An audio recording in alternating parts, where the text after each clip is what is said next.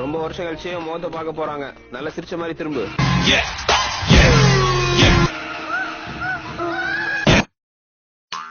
தெரிஞ்ச எதிரியோட தெரியாத எதிரிக்குதான் அல்லு. அப்படி பத்தினி இல்லையா ஓரம். ஐயோ நம்ம மைண்ட் அங்க போகுது.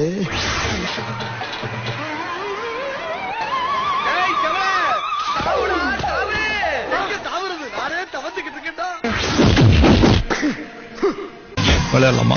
பவுடர் அடிச்ச பண்ணி குட்டிமா இருந்தேன்னு